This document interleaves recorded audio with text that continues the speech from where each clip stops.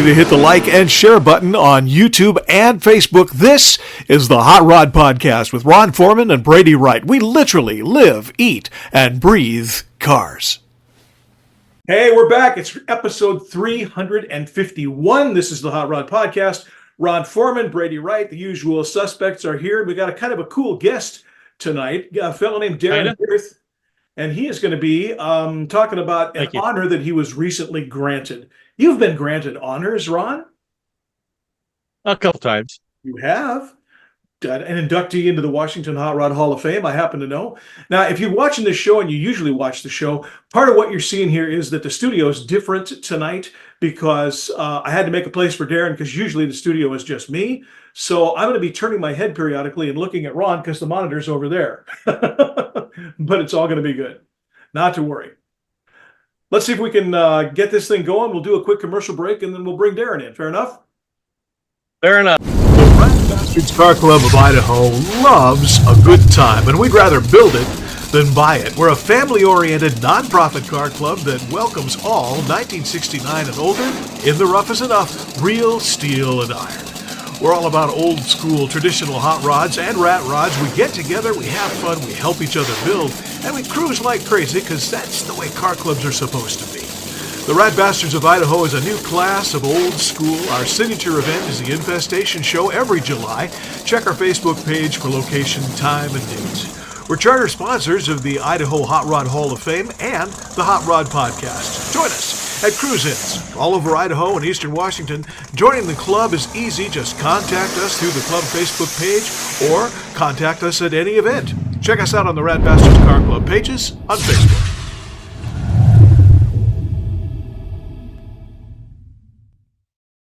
Our guest in the studio tonight is Darin Vierth. Darin, the big cheese and master hobbit of the Dirty Bombs Car Club.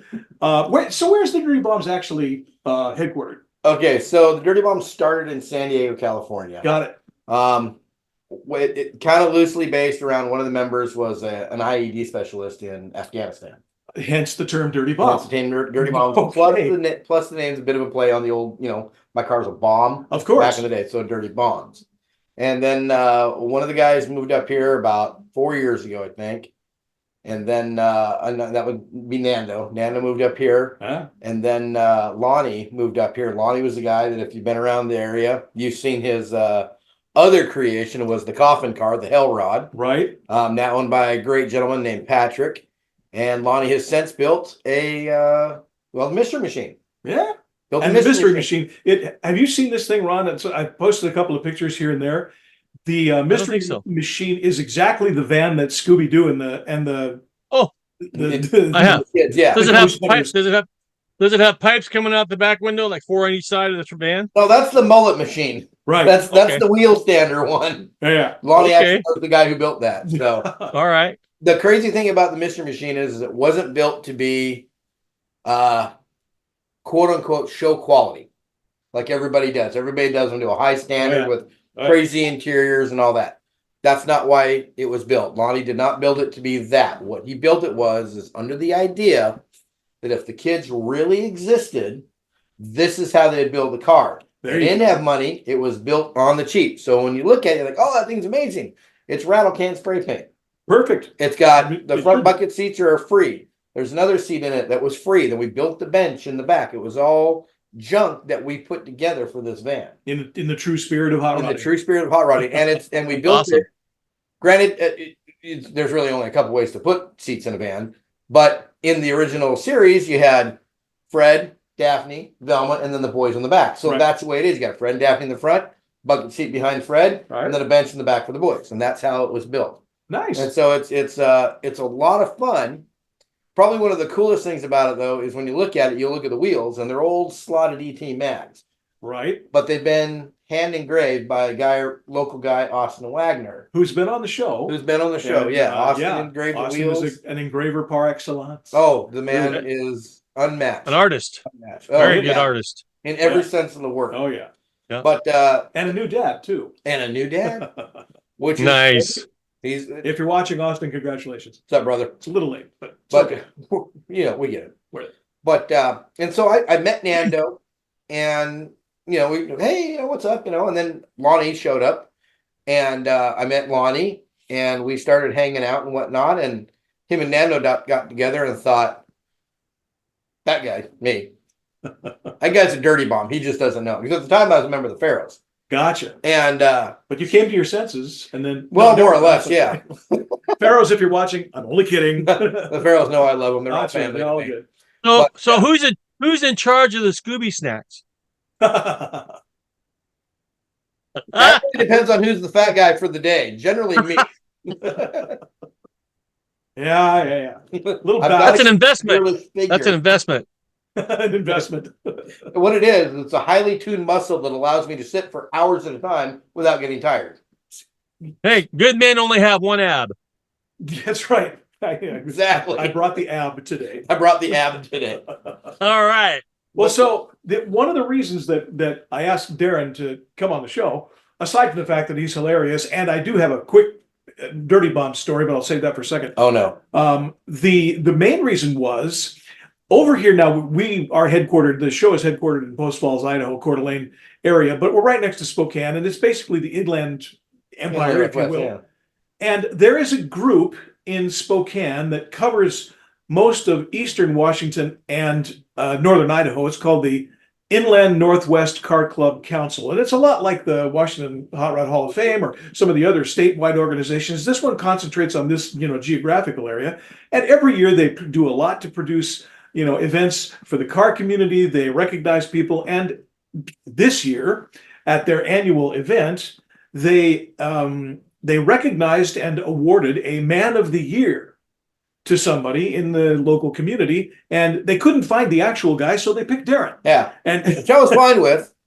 I won't say how he didn't show up, but and so this is the one of these things that Georgia and I had another commitment we couldn't get out of, so I didn't go. It's called the Show No Shine. It was a great party. Talked to everybody there, and it was a good opportunity for them to do that, of course. And so Darin was recognized as, are you the first Man of the Year? You're not, are you? No, they do a Man of the Year every year. Like last year, Brian Anderson won. Right. Which made sense. And to be honest, I had no clue. I mean, none. And my club members were killing themselves to keep it from me. Of course. In fact, one of the guys in the club is my best friend. I've known the guy 20 plus years. He said, I actually stopped talking to you on purpose so I wouldn't give it away. He was afraid he was going to give it up. My daughter knew. How, I don't know, but my daughter knew. Wow. And she said, you have no idea how hard it was not to tell you. I'm like, how'd you know? You don't even. What? Well, there's a backdrop of research that goes on for those things. Apparently. I mean, when the Idaho Hot Rod Hall of Fame inducted Brett Lundquist this last year, we did a whole bunch of research and we snuck around and when Ron's a member of the Washington Hot Rod Hall of Fame, and when he got his, in fact, his wife Marcia was inducted the same year. And I don't think he knew ahead of time. I think they pretty well sprung it on him. And that's what you do if it's going to be a good one. I mean, we want to see that. We want to see you cry. Well, here's the thing. Here's the funny thing. When they were talking about it, they do like a presentation. They talk about they explain this person and whatnot before they say their name. Right. This is me at the table. Nice. No clue. I was on Facebook. Completely oblivious. I was listening to what they were saying, but not really. These are People of the Year awards. I don't win that kind of stuff. So why would I pay attention? Couldn't be you. And so they were reading this spiel, and I kind of listened to it a little bit. I'm just, hey, like, funny, haha, And I hear of the Dirty Bombs, and I looked up because I heard Dirty Bombs, and I heard my name. And they said Man of the Year, but my first thought was, do I need to move my car? And then they had said that, and I literally went, wait, what? and the best part was, as I'm sitting. It's funny, this guy has the same last name as I do. I know, right? I'm sitting here, at the table, and I look over, and Thad is right here, filming me, like this, filming. I was. That's how clueless I was. There was a phone 3 feet from me filming me, and I had no idea. No idea. And the video of me hearing and seeing it is better than anything, because it's like You really had no idea we're paying no attention, none whatsoever. And yet, That's you know, awesome. it's a pretty good honor. I mean, you know, a regional organization, when they recognize somebody, and I'm going to use Ron as an example. Ron has done a ton of things for the car community in general. He's put on shows for charity for 18 years. I mean, there's lots. I'm not going to, you know, embarrass you, but I mean, there's a ton of stuff that goes into that. So if you get recognized in whatever configuration you do, you must have done some pretty good stuff. I think they're all crazy. Well, and it could be that. I mean, really. Maybe they found some mushrooms and this, you know, your name, Well, your name came up. I don't know, but it's a lot of day drinking, I think. well, it could be that.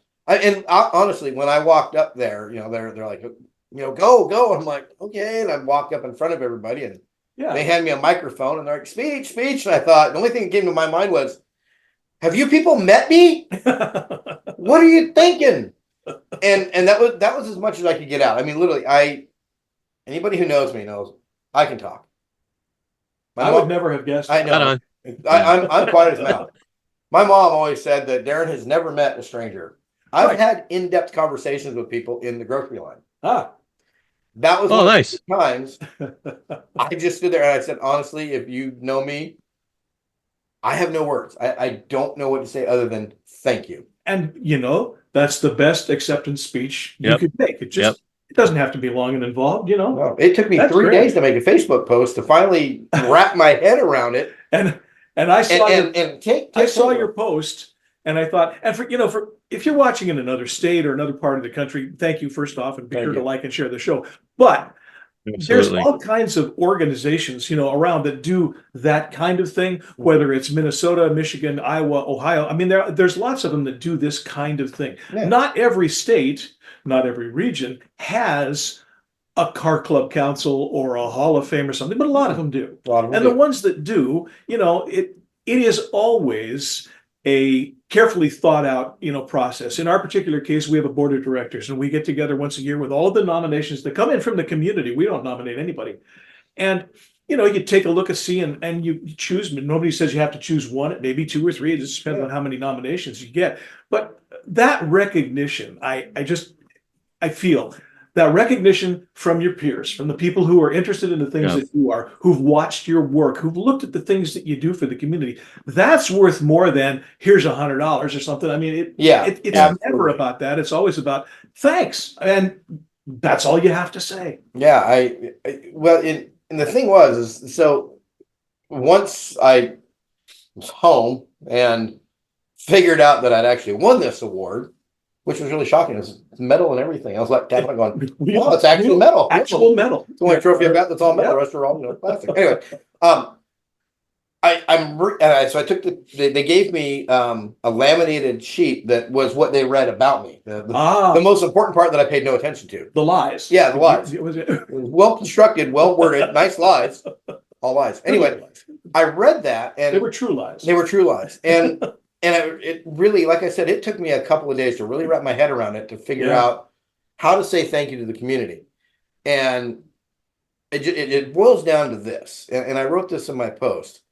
I've been into cars my whole life. My dad was a hot rod guy. My dad was the epitome of the 50s greaser. Yeah. He graduated high school in 57. He had the curls, the duck's ass. I mean, you name it. Dad was a 50s greaser. He was Brian Setzer. 100%. He was Brian Setzer. He's the guy that Brian Setzer tries to modeled himself after. Exactly. Yeah.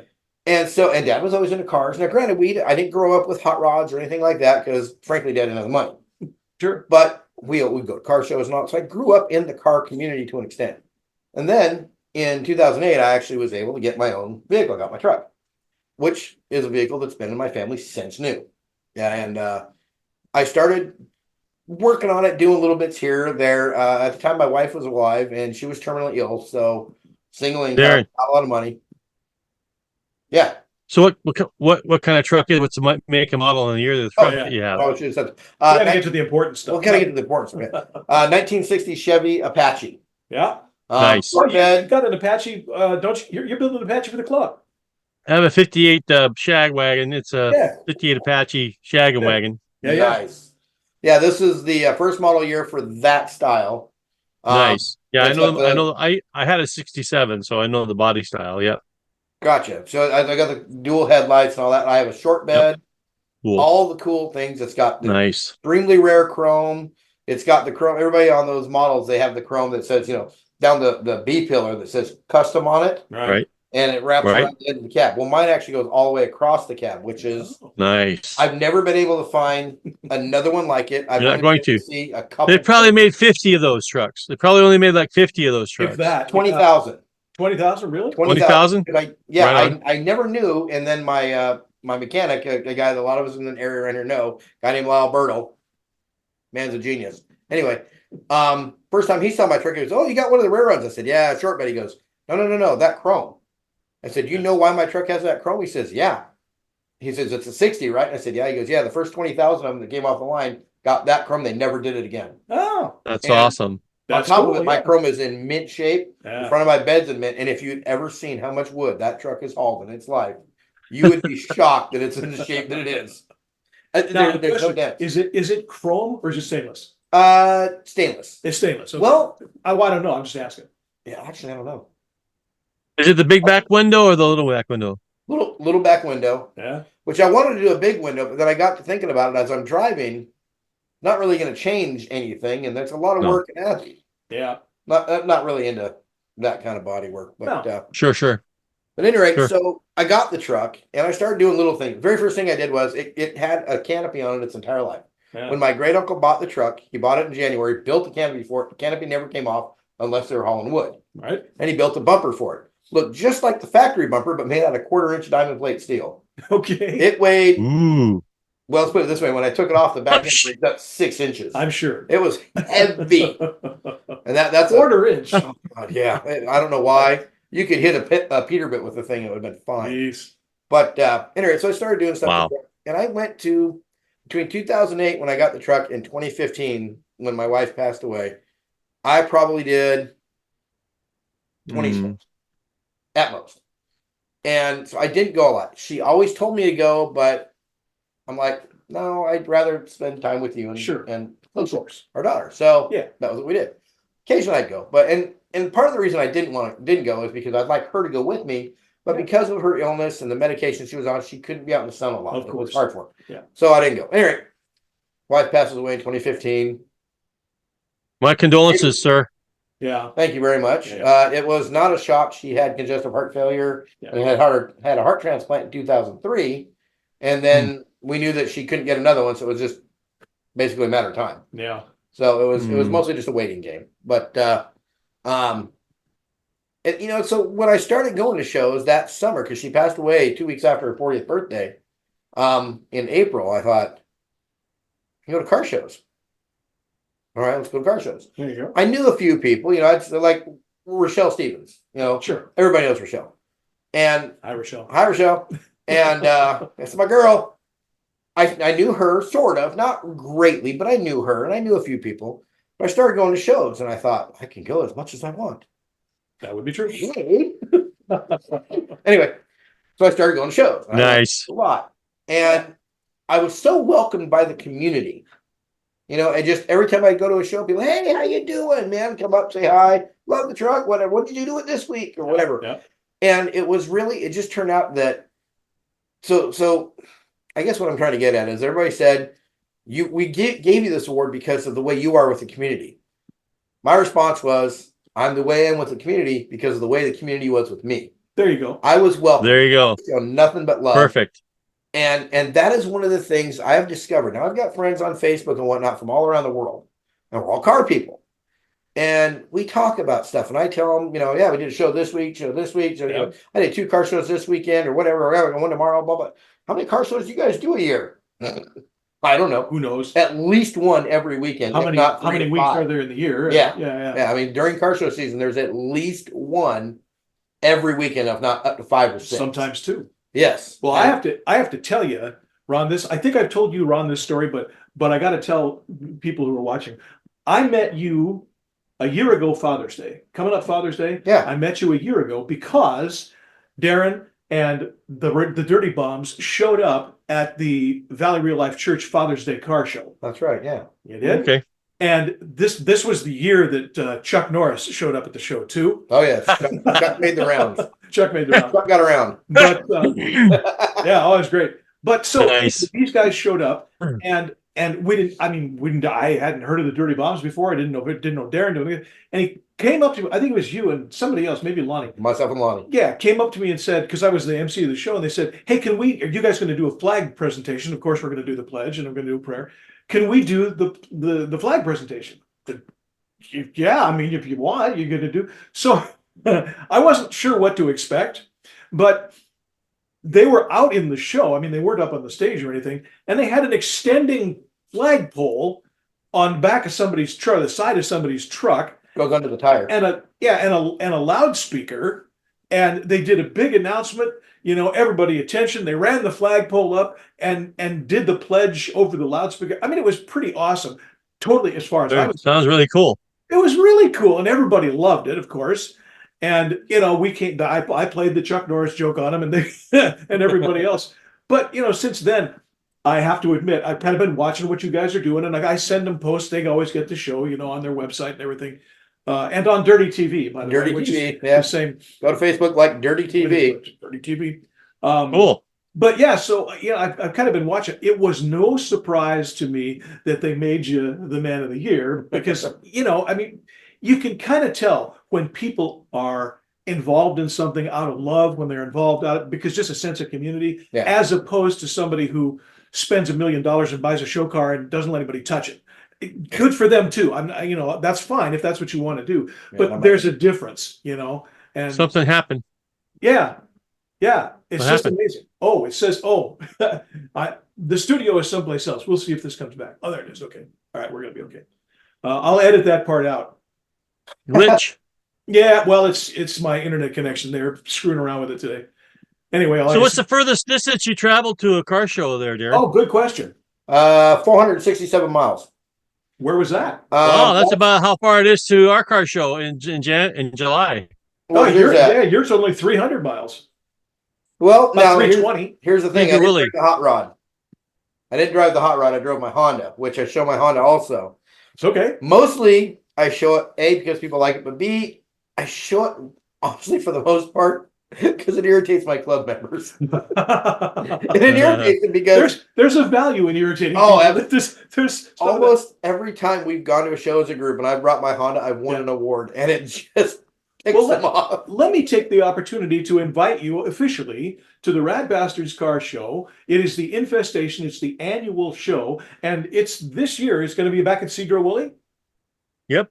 Yeah. So Cedro Woolley is about 380 miles from here. Okay. It's not just. You can go Highway 20. If you go Highway 20, it might even be less. It could be. Go right straight across, and you'll end up basically just Winthrop around that way. Okay. Yeah. Go through Winthrop. If you come, you'll definitely get the farthest traveled award. But which is $100 gift card. $100 gift card. Be gas back. But gas card. Even if you don't, on behalf of Ron and myself, I'm going to take the opportunity to make you an honorary Rat Bastard. Oh, we have these lovely cups. Nice. These are congratulations. A very limited edition. But I'm hereby making you an honorary Rat Bastard. I won't make you quit the Dirty Bombs. It is possible to be a member of 2 clubs. That's up to you. It is. But I am dirty for life. Well, there you go. I mean, but I got a jacket. You got the shirt. Oh, you got the shirt, your tattoo. Yeah. Nice. Me too. Yeah, thought about it. I got the wall, the banner, Ron's got everything. Yeah. The tattoo. Very cool. Thank you very well. Thank you, Jim. Very well. So that is cool. I have to ask, just because took the words right out of my mouth, Brady. So he's got to bring the truck with the flag, or bring the flag so we can do the absolutely the announcement of the flag. Do that absolutely. Yeah. If you bring the flag, we'll put it under the wheel of your Honda. It's okay. We can. And I might bring a Honda just because it gets way better gas mileage. What year is it? Here's the Honda. The Honda 2022 Honda Accord 2-liter turbo sport. There you go. So it is make good time. As far just make sure you tell everybody it's a 92. Well, I would, but this one is actually one of the most sought after right now for Hondas. Yeah. It's the last year for that body style. It's what they call the 10th gen, and it came from the factory, 260 horsepower and 300 foot torque. That's okay. It scoots. I bet it does. It absolutely scoots, and that's why I bought it, because I knew I was going to get a car for well over a year. And so I researched everything out there, everything in that class. Man after my own heart. Drove everything. And when it came to, and the funny part is all the cars in that class, the Honda had the least horsepower and torque, but it beats everybody in race tests. Yeah. Drag racing, everything, rolling starts, everything. Welcome to Gears. Right? It kicks everybody's butt. And I thought, that's what I need, the fastest car in the market. There you go. Because this foot, why not? Brain. And this doesn't help. So, whatever. I mean, let's put it this way. I probably the second week I had it, I went out for a spirited drive with some buddies in back roads, paved back roads. I like this already. Camaros, Mustangs, stuff like that. Yeah. Put the car in sport mode. For about 5 minutes, I realized I don't need sport mode. Took it out. Kept with these guys. And the best part was, we'd come up on corners. I would just pop out into the other lane, and I could pass all of them in the corners because I could outhandle all of them. Well, you're 3 inches off the ground. I mean, that's got to help. It might a little, but I mean, the car is shockingly good. Yeah. It's a 4-door Honda Accord, for crying out loud. It's as grandma car as it gets. Well, it sounded pretty healthy when you pulled up. You heard it? Of course I heard it. Really? It's not that loud. I have that kind of ear. Oh, you heard the stereo. Oh, see, he's got this. Of course. Well, it's a tuner car. You have to have. It's got to have subs in it. I don't know about Idaho, but in Washington, there's an ordinance. So must have. You have to. Yeah. If you don't have subs, I think it's like a $46 ticket or something. Oh no! Well, we can't have that. Yeah. So, are you coming, Brady? You coming to the show, Brady, as well? Oh, I'm pretty sure we're coming. So you can hook up with Brady and bring your truck. That'd be cool. Yeah, we'll make a caravan out of it. Oh, we're gonna end in 10 minutes. Awesome. We always get down to 10 minutes, and then we wish we had 20. It never fails. So what were we talking about? Your Honda. Your Honda. The Rat Bastard show at Cedro Willie. Can't remember. Oh, well, actually, we started out with the car show, longest I ever drove. That's right. I didn't really actually drive to a car show let me rephrase that. I didn't drive 467 miles for a car show. I drove down to Southern Idaho to go visit my brother. Got it. While we were there, there was a car show. Well, nice. Perfect. We'll go. I'm here. And my brother says, only you would come on vacation and still go to a car show. I'm like, I would have done one every day. Sure. Why not? That's because you're the man of the year. There you go. I listen, in the wintertime, I don't get depressed. I get irritated because it's not car show season. And it can't come soon enough. I'm hoping we don't get any more snow because I took my snow tires off. But having watched the Rat Bastards posts off the Facebook page and the Idaho posts off the Hall of Fame page, that we do a Cars and Coffee the third Saturday every weekend, every month. Oh, every third Saturday. We did one in November last year in the snow. Yep. People come in the ice. You can always come over. There's no trophies, but I'll give you a sticker. Look, it's a Killer Burger. Over for that. You have them at Killer Burger. Killer Burger is the best. Great burger. Those guys are awesome. Yeah. Oh, they do. And now the Dirty Bombs. Okay, so bring the bombs for those of you around the country who aren't here, obviously. I don't know if you guys do. We don't really do. I mean, we have meetups. Yeah. We pull in the parking lot and act like an idiot, or we do cruise nights. Right. And we have a cruise night almost every single night of the week. Somewhere there's a gathering of hot rods. Yep. Friday was at Hangers. They're only doing that once a month now. So the Dirty Bombs are trying to find a place to do a Friday night cruise night. I'm there. Somewhere central in town so people can come from around. Somewhere with good food. We're thinking California burrito on Sprague and Thireman. This is in downtown Spokane in Valley. There are a couple. There are a couple mom and pop burger joints there in Spokane that are called Ron's Burgers. That's right. I've seen Ron's has one on Thursday. Ron's has one. Yeah. Yeah. And so we already do one at Ron's. Yeah. We would know that. It's a great cruise night. I mean, literally every night in the summertime, if it's not 400 degrees out, there's 40 or 50 cars. Oh, yeah. Every single Thursday. Yep. Wednesday. Did they fix the intersection blacktop? Oh my gosh. The intersection blacktop, some places there in Spokane is horrible. Well, have they fixed that yet? Washington's not spending the money on streets. No, holy mackerel. They got boat payments to make. Not my problem. That's a whole other podcast. Separate show. Whole other podcast. We could That's pretty bad. Yeah.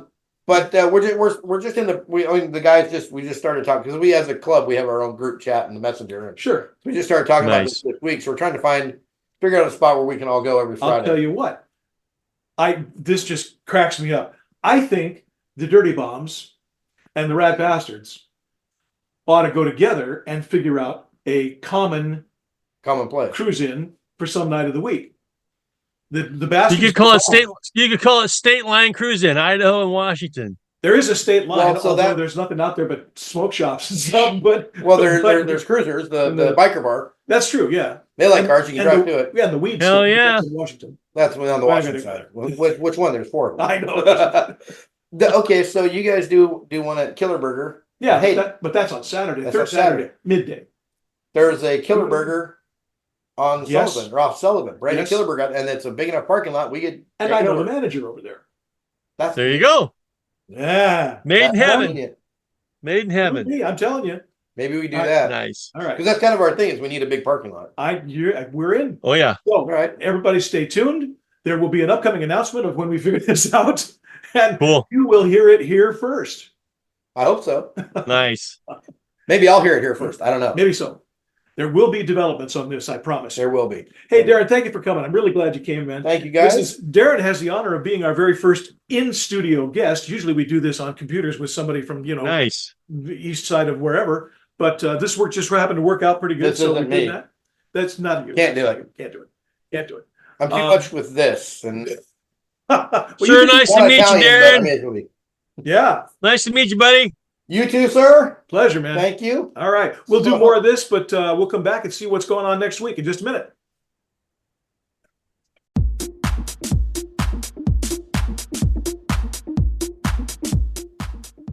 Hi, I'm Brady Wright. I'm the founder of the Idaho Hot Rod Hall of Fame, and I got some big news coming up that I think you'll want to know about. Now, if you're a car person and you're in Idaho, especially North Idaho, you probably are aware of the organization, but just in case you're not, what we do is we recognize hot rodders, clubs, and people who support the sport of hot rodding all through the state of Idaho. It is for Idaho people only.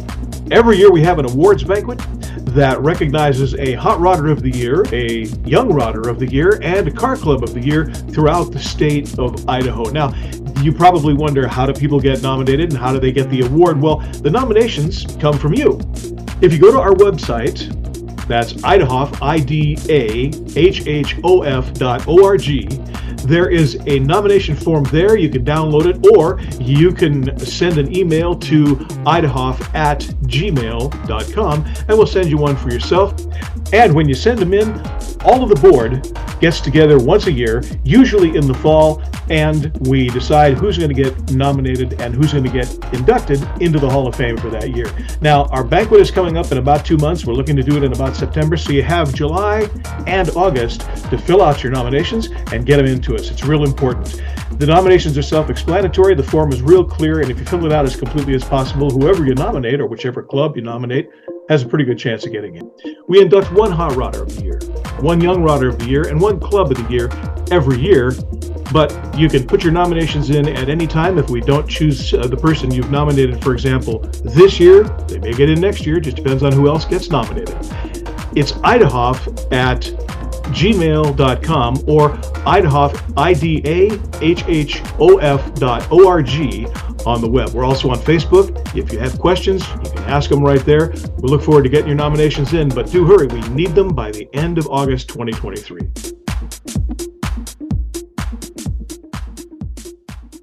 So, got a chance to talk to a man of the year. That was kind of cool. Very awesome. Nice guy. He was a nice guy. He is a nice guy. We're going to go out in the garage and I'm going to talk him into working on my truck. You rat bastard. Thank you. I wear that proudly. No worries. Hey, buddy, it's always a pleasure, man. We'll see you next week.